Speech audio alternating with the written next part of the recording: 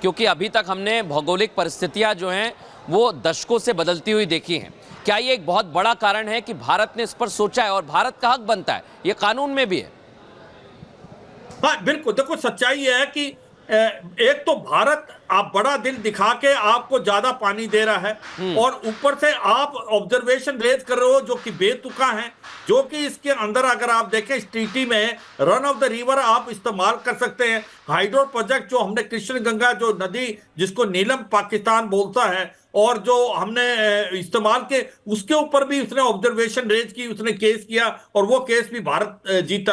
तो भारत अब ये कह रहा है कि जब इसके अंदर प्रोविजन है हम इसको रिव्यू कर सकते हैं आर्टिकल 3 के तहत, तो हम इसको रिव्यू करना चाहते हैं क्योंकि ये एक तरफा फैसला है। सच्चाई है 1960 में भारत ने बहुत बड़ा दिल दिखाया और ज्यादा पानी पाकिस्तान को दिया, 80% और बल्कि भारत को 20% है। अब समय आ गया है कि हम पाकिस्तान को असली चेहरा दिखाएं क्योंकि सच्चाई है टेररिज्म भी करता है पाकिस्तान और पानी भी भारत से लेता है, ये दोनों चीजें नहीं चलेंगी और इसलिए हमने उनको नोटिस दिया है और इसको रिव्यू होना चाहिए। और मुझे पूरा विश्वास है जब ये रिव्यू होगा तो आप देखेंगे पाकिस्तान को पानी जो अब भारत इतना ज्यादा दे रहा है वो कब देगा, क्योंकि पानी की जरूरत भारत को अपने भी है। हमें अपना जो पूरी की पूरी ये जो इंडस वाटर बेसिन है उसके अंदर हमें पानी चाहिए। इसके मद्देनजर रखते हुए भारत हरदम इसको पालन करता रहा, पानी पाकिस्तान को देता रहा, मगर पाकिस्तान बेतुके ऑब्जर्वेशन रेज करता है, हर जगह वो केस हारता है। मुझे लगता है समय आ गया है भारत पाकिस्तान को असली चेहरा दिखाए उसका कि टेररिज्म और पानी इकट्ठे नहीं जा सकते। अगर आप टेररिज्म कर सकते हो तो भारत भारत सर आप बहुत ही महत्वपूर्ण बातों का जिक्र कर रहे हैं कि आतंकवाद और पानी दोनों एक साथ नहीं चल सकते हैं और इसी में आर्टिकल 3 का भी आप जिक्र कर रहे हैं कि उसके तहत भारत को पूरा अधिकार है कि वो इस पूरे समझौते पर रिव्यू कर सकता है। लेकिन आपको लगता नहीं है कि थोड़ी सी भारत ने देरी कर दी? अगर पहले से ही करते तो पाकिस्तान थोड़ा सा उस पर लगाम लगा सकते थे उसकी आतंकी गतिविधियों पर, और इसके बाद अब पाकिस्तान की मुश्किलें कितनी बढ़ने वाली है, क्या सुधरेगा वो अपने रवैये में?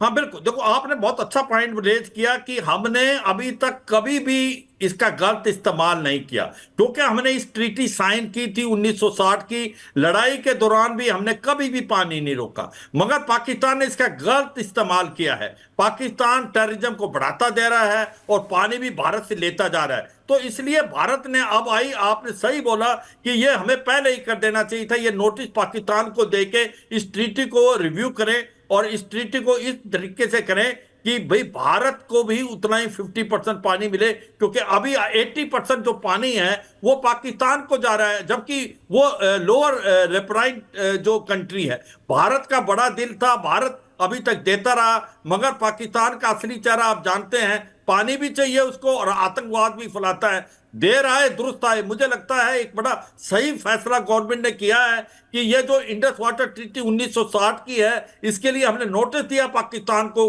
और ये रिव्यू होनी चाहिए। और मुझे पूरा विश्वास है जब ये रिव्यू होगी, चाहे वो वर्ल्ड बैंक ब्रोकर करे या नहीं करे, मगर ये सच्चाई है जो पानी अभी पाकिस्तान को मिल रहा है 80%, उसमें भारी कमी आएगी और पाकिस्तान को असली चेहरा उसको पता चलेगा कि अगर आप आतंकवाद का सहारा लेते हैं फिर ये ना सोचे कि भारत है जब बिग ब्रदर आपको पानी भी अपने शेर से ज्यादा दे, ऐसा नहीं हो सकता। बिल्कुल सर, जैसा आपने कहा कि एक बड़े भाई की भूमिका भारत हमेशा निभाता रहा और बड़ा दिल दिखाता रहा, जो समझौते किए उस पर वो अडिग रहा, चाहे पाकिस्तान ने पीठ पर कितने चूरे भोगे। सरहद पर हमने देखा कि अब किस तरीके से भारतीय सेना फ्री हैंड के साथ में हमला करती है, जवाब देती है और घर में घुसकर भी मारती है। तो एक तरीके से सरहद पर हमारे वीर जो जवान हैं वो जवाब दे रहे हैं, दूसरा कूटनीतिक तरीके से भी अब इनको जवाब देना जरूरी है कि अब बस बहुत हो चुका है।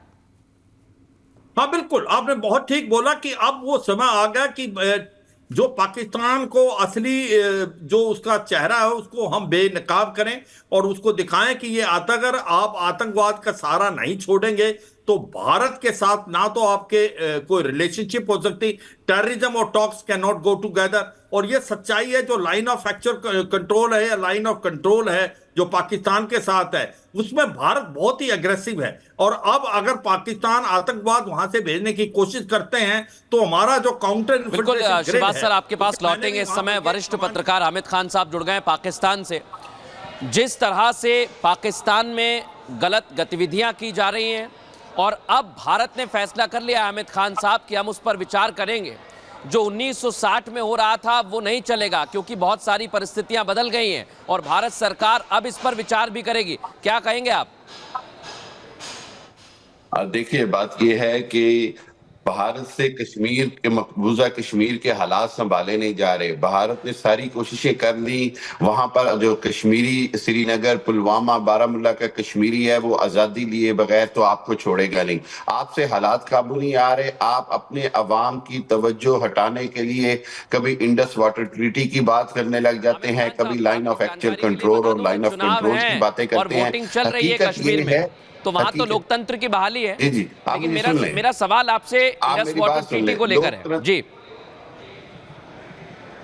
जी, मैं ये कह रहा हूं कि जो इंडस वाटर ट्रीटी है वो एक इंटरनेशनल माना हुआ एग्रीमेंट है। भारत ने ऑलरेडी उसके बहुत सारे जो है वो ब्रीच किया है, अपने गलत डैम बनाकर, जो कि किसी भी इंटरनेशनल कोर्ट को कभी भी कबूल नहीं होगा। अगर पाकिस्तान किसी भी इंटरनेशनल अदालत में जाए तो भारत ने जिस अंदाज में पाकिस्तान का पानी रोका हुआ है, लेकिन हामिद साहब, इंटरनेशनल कवानीन की खिलाफ वर्जी है। आप भी ये जानते हैं कि भारत ने पाकिस्तान का पानी रोका है, चाहे वो दरियाए रावी हो, सतलुज हो या चनाब हो, और पाकिस्तान का पूरा हक बनता है, अधिकार है पाकिस्तान का कि पाकिस्तान भारत को इंटरनेशनल कोर्ट में ले जाए और सिंतास मुआहदा तोड़ने के ऊपर, सिंतास मुआहदे की खिलाफ वर्जी के ऊपर भारत पर पाबंदियां लगवाने की बात की जाए, इंटरनेशनल इकोनॉमिकल सैंक्शंस की बात की जाए।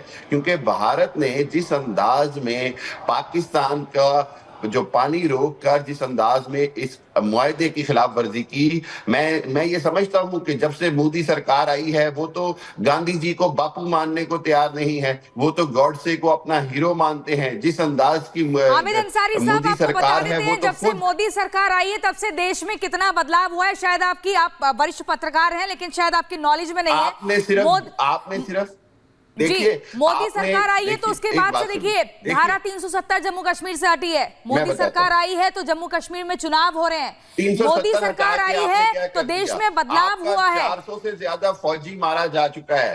आपका 400 से ज्यादा फौजी जो है 370 हटाने के बाद कश्मीर में मारा जा चुका है। आपका फौजी कश्मीर में खुदकुशियां कर रहा है। आपका फौजी जो है वो कश्मीर में ड्यूटी ज्वाइन नहीं करना चाहता। आपका ऑफिसर कश्मीर में ड्यूटी ज्वाइन नहीं करना चाहता। ये 370 हटा के मोदी ने किया। 370 हटा के इलेक्शन नहीं लड़ सकते। देखो ये सच्चाई है जो ये बोल रहे हैं, एक बार सुनने दो। अभी आपका हमने सुन लिया है, अब आप सुने। देखो सच्चाई ये है कि आप अपना आईना झांक के देखें। अभी आपने मुजफ्फराबाद, मीरपुर, कोटली, झांगड़, ददनियाल बाग, वहां पर लोग सड़कों पे खड़े हुए हैं, वहां पर चक्का जाम है और शटर डाउन है। वो भारत में मिलना चाहते हैं। उसकी वजह ये नहीं है, उसकी वजह है इकोनॉमी।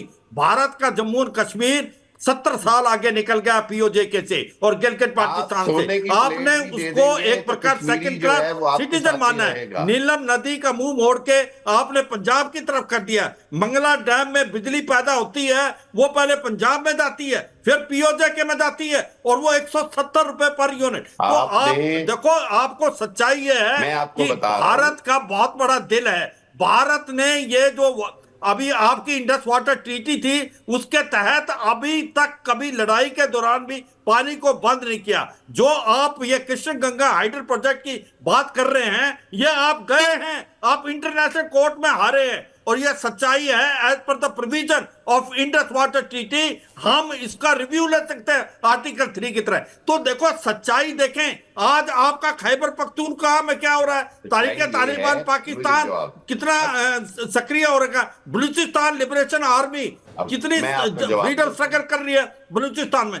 और आपको यह समझना चाहिए कि पाकिस्तान आतंकवाद का साथ नहीं छोड़ेगा, और आपकी इकोनॉमिक क्राइसिस इतनी बढ़ती जा रही है, एक सिविल वार जैसी सिचुएशन पैदा है।